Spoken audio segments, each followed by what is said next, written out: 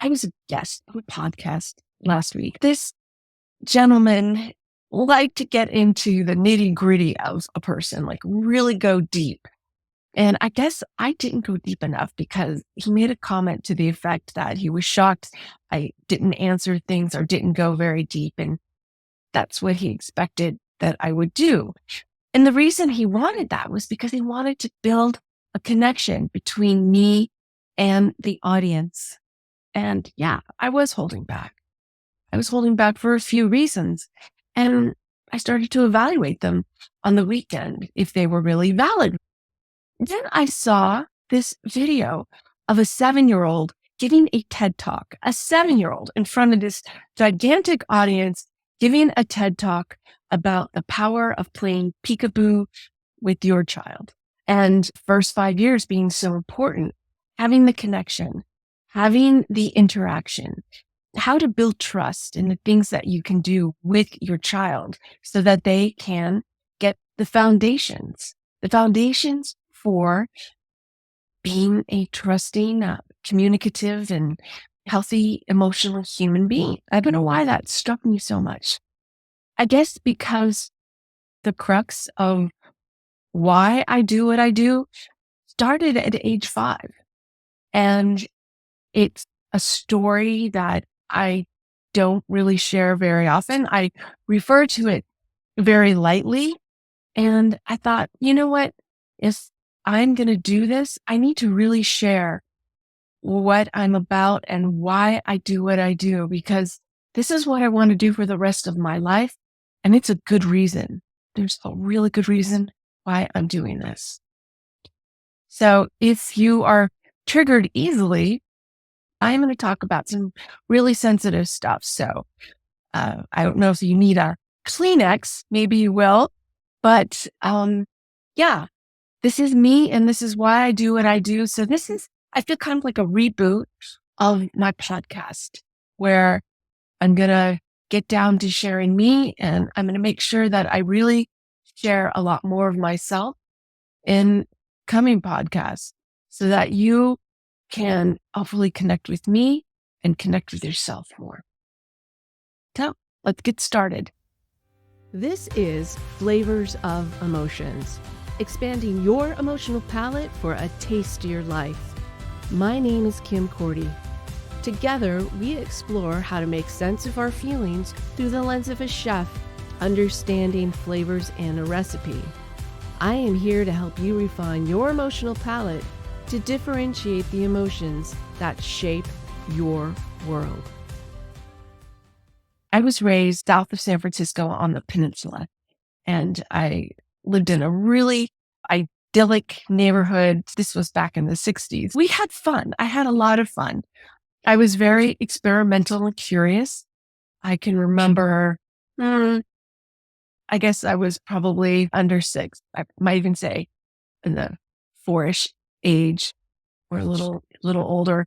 And I sprayed Raid on my sister's cookie because I was curious what it would taste like. So I said, here, taste this. Tell me what it's like. And then I thought twice of it and told my parents, and my sister had her stomach pump and she still doesn't forgive me. My house that I lived in at that time, I can still remember it pretty vividly for as young as I was when I lived in it. A living room with a dining room, and then that led to the kitchen. Everybody lived upstairs, and we had this single bathroom that we all had to share. And up above, in our bedroom was the attic. So you could get to the attic from our bedroom, and that was the only way up. And I can remember we had one of those easy bake ovens, and my sister and I were playing with it in our room. There was like a small fire in the garage, and we were pretending like it was too hot to walk on the floor. So you can see I had some really good, fun memories. But one memory that I repressed actually until my late 20s was when a family came over for dinner. So I was raised in a very strict religion, very cliquish. You didn't associate much with people outside of the religion, at school or whatever. Some people couldn't even play with kids in the neighborhood. We did. But the family came over and they had a son who was 10 years older than I was, and I was 5. So we were up in the attic, and it was my brother, who was 4 years older, my sister, who was 1 year younger. And he decided to behave inappropriate with him. I can't even say it. He decided to behave inappropriately with me in a sexual manner. It wasn't that he had sex directly with me. It was just what he did with me was sexual in nature. My sister, as this all came back, my sister said she remembered running to leave because she was scared, and she remembers going down the ladder to our closet really quickly. I think she banged her knee. And my brother just remembers focusing on hammering something on the ground. So it was hard on all of us kids what happened in that day. And yeah, that was a difficult day. But there was other difficulties in my life. Fast forward, I'm around 8, and my friend and I had been at a purse party. Were picked up by her mom from this party because she and I were besties at the time. And we actually became besties later in life too. But she and I were in the same religion and congregation. We got dropped off at the house of the boy that had molested me when I was 5. So I want to say we're about 8, both me and my friend. And I remember walking into the house, and the boys were in the kitchen drinking. It was beers. There was 2 boys, and I say boys, but they're 10 years older, right? I just remember the beer, and we sat at this table drinking milk. And then the mom had to go to the store. She said, watch after the girls, boys. So there was some bad behavior. There's no need to go into detail as to what took place, but there was some inappropriate behavior, and then inappropriate behavior by a next door neighbor. And that was even worse, I think. He taught me how to ride a bike.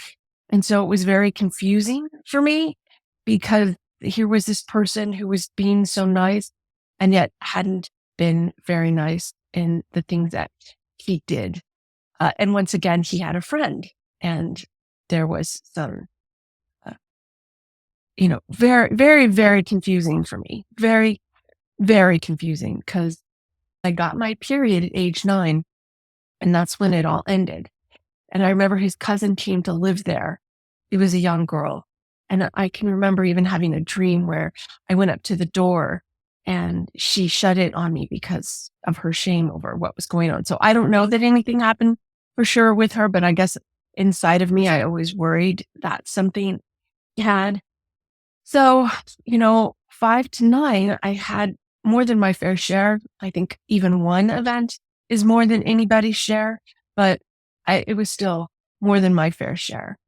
And to top it off, my mom had a drinking problem, and she died of alcoholism when I was 30. So it went on for a very long time.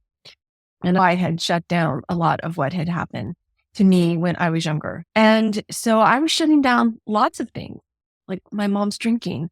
I saw things in a very idyllic way. I saw everything as way more positive than it was, which is why sometimes today I am anti-positive thinking. Like, you have to deal with something for what it is and then try and make something positive, positive out of it.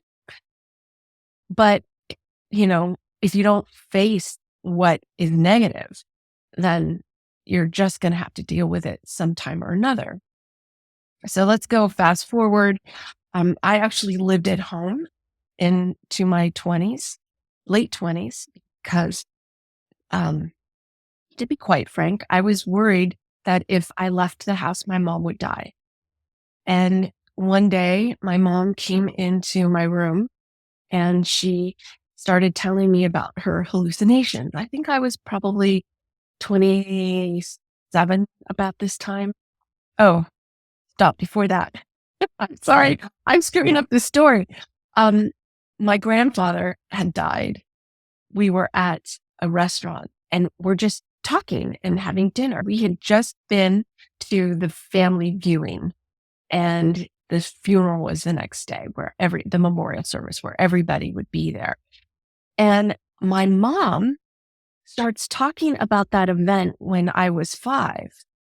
And she talked about it like it was not a big deal. So you can see that pushing down or disassociating from feelings was common in my house. And I know that my dad does the same thing. And he did so for a reason because he too had alcoholism. His dad beat his mom. Horrible things happened in his life. And my mom, I think, had her own set of abuse that could have taken place based on what she said. And that it seemed like a very strong possibility, even though I don't have confirmation, just based on things she'd said. It seems like she had. So it's not a wonder that at this dinner table inappropriately brings it up.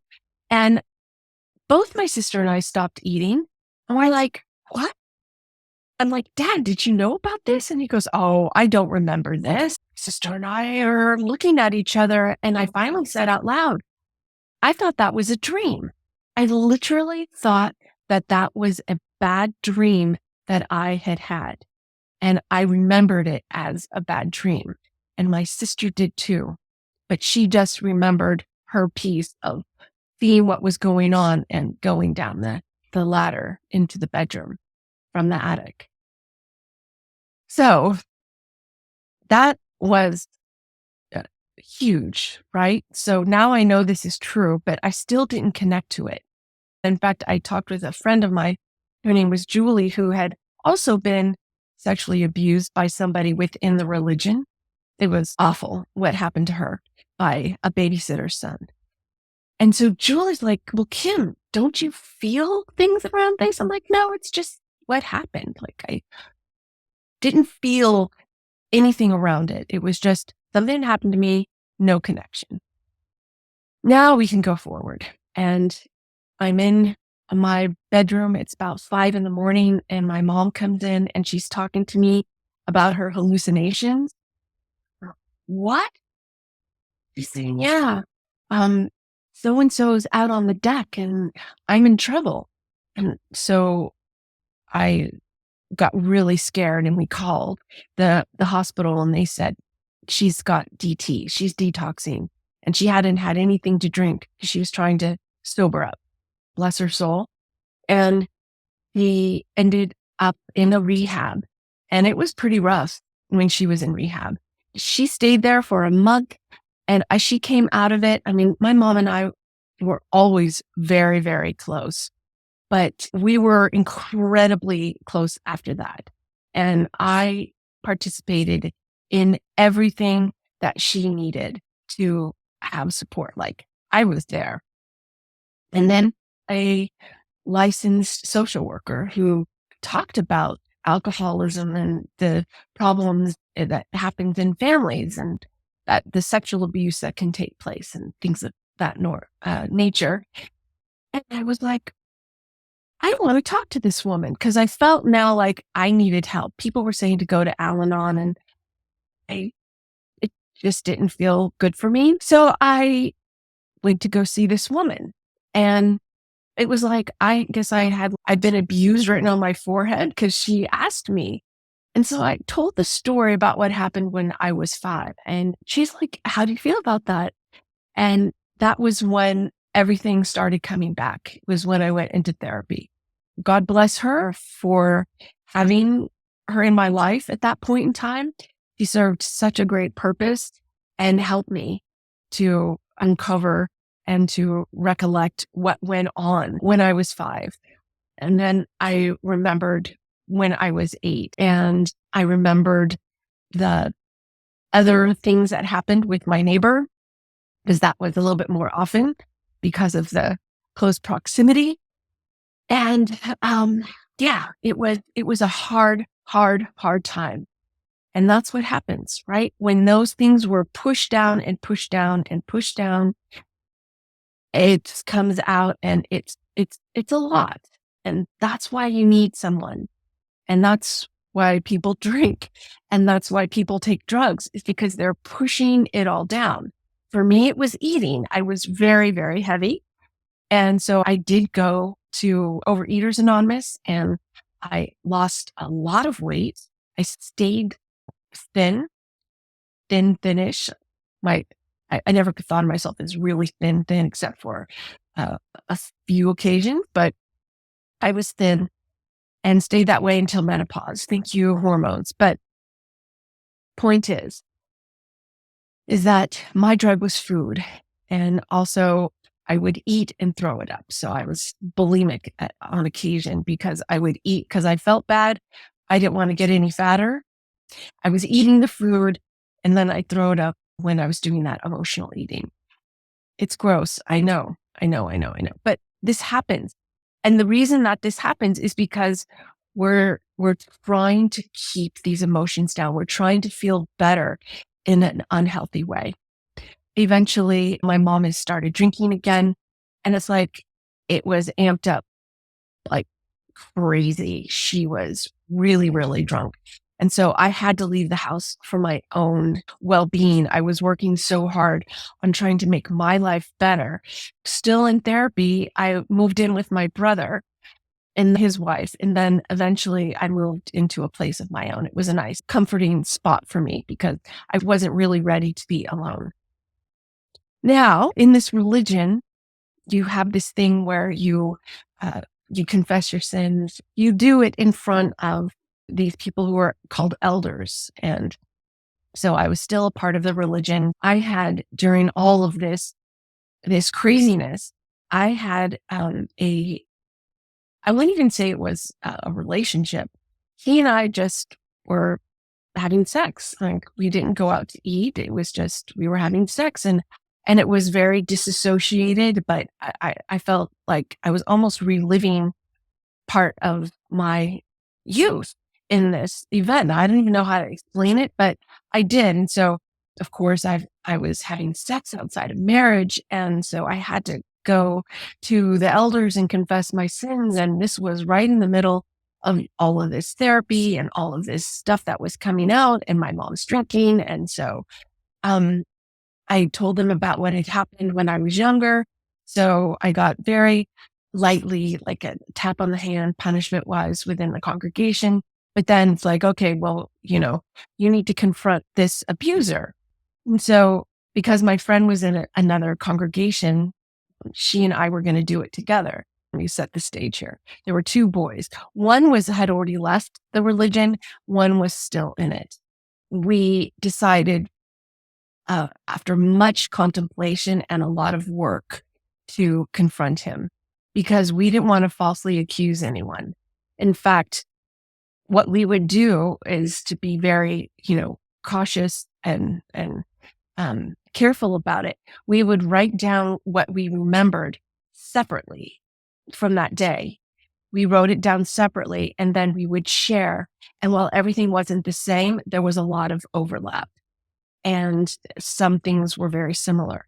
I could see this one person who we were supposed to confront. I could see his shirt, but all I could see was just a shoulder. But she saw something similar. I asked my brother, hey, what color was so-and-so's room? I'm not going to give names here. There's no purpose in it. And I remembered a very specific color, green. And he said, oh, it was blah. And then he goes, no. And then he said the very specific color, green. So I'm like, okay, I got the green right. My friend and I, there was a lot of similarities in the story. Even still today, this is still kind of hard to share. So if I'm messing up my words, that's why. We felt pretty confident. And then we said, no, let's be even more confident. And I suggested we go back to the house that had happened and see if that did anything. Because we both remembered sitting around the pool after it was all over, swearing that we would never tell anybody what happened.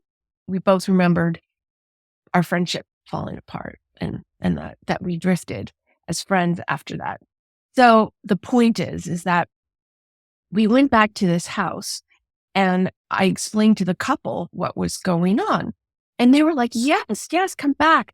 So walking in, it was obviously decorated differently, but we walked in And we went upstairs and I went right to the room where it happened and it was coming back. And then the biggest and weirdest experience was as I went to go down the stairs, it was like the stairs changed from that of the view that I had as an adult going down the stairs to the view I had as a young girl going down the stairs. The pool was still there. She and I walked back there and we said, yeah, let's confront. Like we knew this to be true. We went to huge efforts to want this to not be true, but it was. So I did that confrontation, but before any of and all of that had happened, my mom had died. And so I'm dealing with my mom in the hospital with cirrhosis of the liver. All of this is going on, and I might be getting some of this timing mixed up, but all this is all happened within a short period of time. So my mom dies just a few days after I'm 30. My dad, a few weeks later, started dating some woman who eventually becomes his wife, and they get married 7 months later. So I am emotionally going through a lot. Like it was hard for me to see my dad with another woman. I've got this whole therapy I'm going through. And now I have this accusation, which I guess could have waited, but not me. I just wanted to get it over with. And so I did. I said everything. I sat in a room with this person and these two men who both I knew very well, the elders. And of course, he denied it and he said, why would I do that? I don't know. You were drunk. At the end of it, the two elders said they had been in contact with the main organization, their headquarters. And they said that they wouldn't accept our testimony because while you have to have the testimony of two people, according to scripture, they said that our testimony didn't count because we were young. What they were basically doing was saying, okay, if they testify and he confesses, then you can take some sort of action. And I didn't want him to be kicked out. I didn't want any of that to happen. I wanted him to acknowledge it and say he was sorry and get a slap on the hand like I had gotten. I mean, honestly, even though he probably should have gone to jail, I just wanted acknowledgement and a sorry. And I instead got kicked in the gut when they said, we're not going to do anything because your testimony doesn't count. So now here I am. I mean, my dad's dating this woman and my whole life was it was just a mess. Okay. So now I am living my life. It's almost a year later. I'm living with a friend of mine in Palo Alto, California, and we have these assemblies that are called, and a whole bunch of congregations get together, and there's a couple of thousand people in a room, and they have presentations on the stage, and you have to be without any reproach to be on that stage. Like you have to be the cream of the crop. So I'm in the audience listening, and there is on the stage the person that I accused and the person who heard it all, one of the elders that was in his congregation, was having him on the stage. As soon as I saw that, like I don't remember anything but crying. Like that's all I could do was cry. I couldn't hear anything. It's like all of my senses just shut down and I started crying. And I was broken. Like I thought God doesn't love me. And the reason I thought that was because when they told us that our testimony didn't count, they also told us that there was they read us this scripture that went back from the time in the Jewish law was taking place in the Old Testament.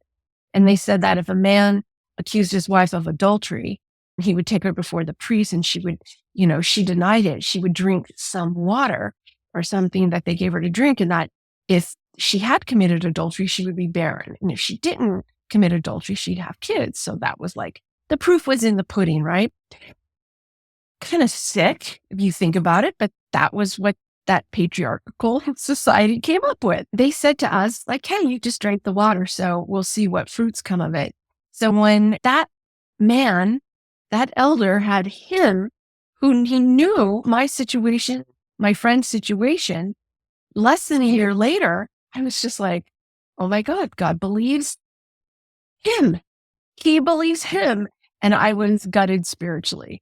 So now I have no mother and I got this stepmom that I'm not particularly liking. And I'm, a mess. Like my whole life just felt like a huge mess. And I can still remember sitting on the floor of my shower, just crying and crying and crying. And it was during all of this time period that I had become suicidal and wanted to kill myself. And I thought dying would be so much better than to live with all this pain. And so I thought about it. I sat on the edge of an ocean, didn't do it, but it was a serious thought. And I have a huge amount of empathy because you have to be in a lot of pain to want to do it. If you're there, let me just say, you do get past it. Yeah, you do. You can get past it and you just got to go through just a little bit more pain. And then the pain subsides tremendously. At least it has for me. This is around the time that I met my husband. My friend and I went to Vegas one weekend. Our last night, I met my husband at a show, that jousting show at Excalibur.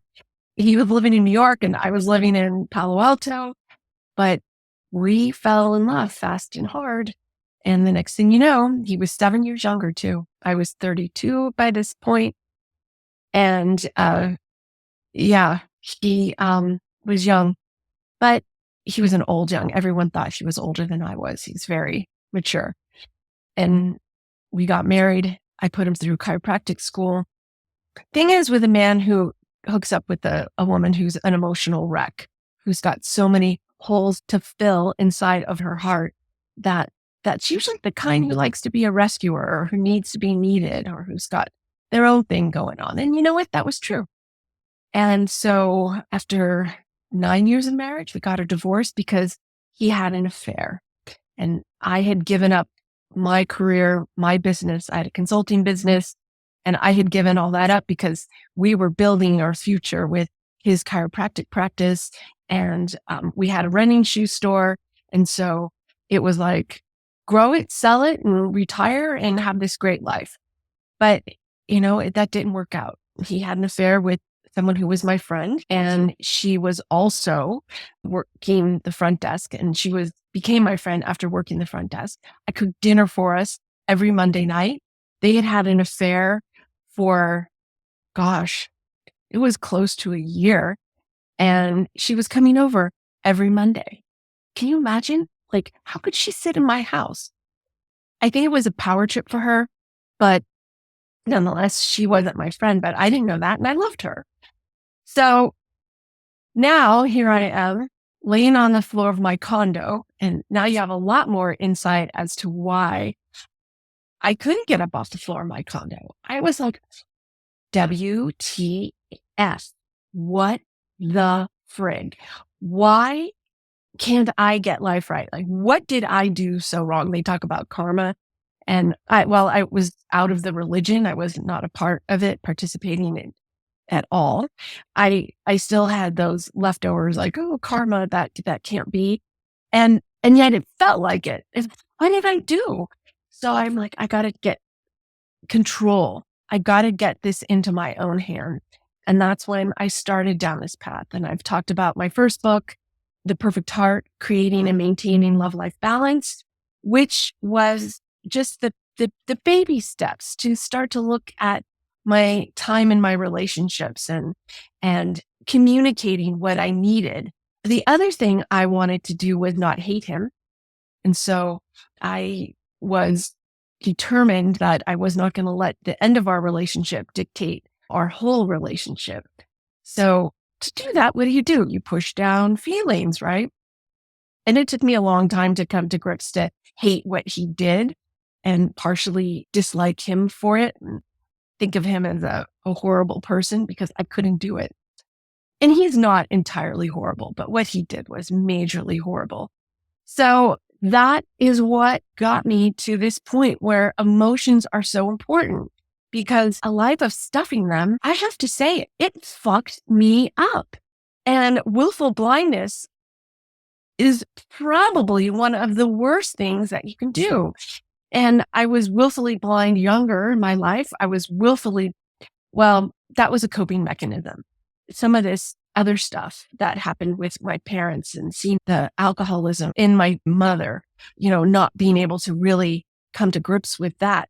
I think that was a little bit more willful blindness because I wasn't a kid, but I had learned it, right? That was how I had coped.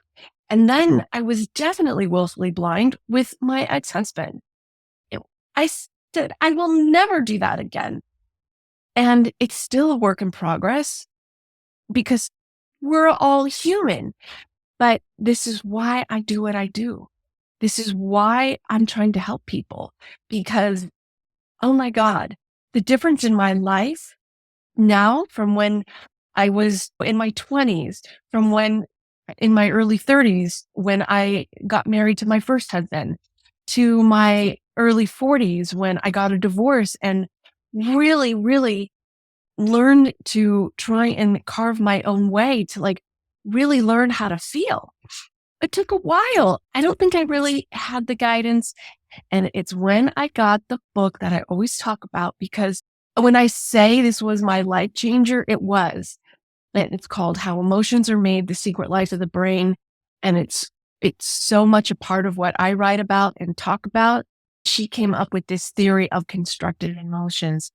It's a book that gave me process and procedures. I like to understand how things work. In my business world, when I implemented a system, I needed to understand all the bells and whistles of how that system worked, what the back end configurations are, if there was integration, what are all the components, because the more you understand how something works, the better you are at helping your client, but also crafting a result that is best for them. And that's what I try and do now, is help people to understand this repeatable process, but also some of the nuances around the predictive nature of the brain. The predictive nature of the brain means, in case you didn't know this, everything we experience in life is in our head. Our brain doesn't get anything new if we don't supply it. And that is true of our emotions. How you felt yesterday is how you're going to feel today, and it's how you're going to feel tomorrow until you do something consciously to change that. And that's by learning. Be curious. Fear keeps us in this blinder mode. That's why it's been so successful for politicians and religious leaders and teachers and parents, right? Because your fear is where you focus. But if we can widen our focus with some curiosity, this is where the learning begins. This is where we get to craft our emotions more refined and defined, meaning we can take situations and see them differently. Even though they're very similar, we can see them differently because we are looking at it with more granularity and with more precision. That's what I talk about. And it's what I do. Understanding this has totally been a life changer. I said that earlier and I'll say it all the time. It is a life changer. And while I had some really extreme things happen in my life, you may not have, and great. I'm super happy for you. I don't want bad to happen to anybody, but you still may have been taught to push down your emotions. You still may have been in a family where they didn't talk about it, or you were literally told, don't cry, don't feel that. Don't be sad. It's no different. I mean, as far as being shut down. And when we can connect to our feelings, that's the first line of communication between our brain and our body. And if we're not listening to what's going on, how can we change the recipe? The recipes for emotions that exist in our heads. I just want to say thank you for listening. I hope that this helps you to get to know me a little better so you understand now where I'm coming from, why emotions are so important to me, and why I want them to be better understood for what they are. Communication. And just like we can mishear what someone says, we can see what we think is in front of us, we can misfeel. Unless we are more curious, just like if you mishear, you say, "Oh, what did you just say?" Or if you didn't see something right, you focus in a little bit more closely. You can focus a little bit more on your emotions. And that's what I'm about. And that's what my book is about. And that's what my podcast is about, to help you build that connection and to be comfortable with the communication. Thank you so much. I appreciate you very much because time is precious and I'll never ever deny that, the preciousness of time. And I hope you are taking more time for yourself in moments like this and other moments in the day. Turn off the TV, turn off your phone. I'm not saying all the time, but just make sure that you balance it out and you have time for you to just sit and think about how you feel. Bye.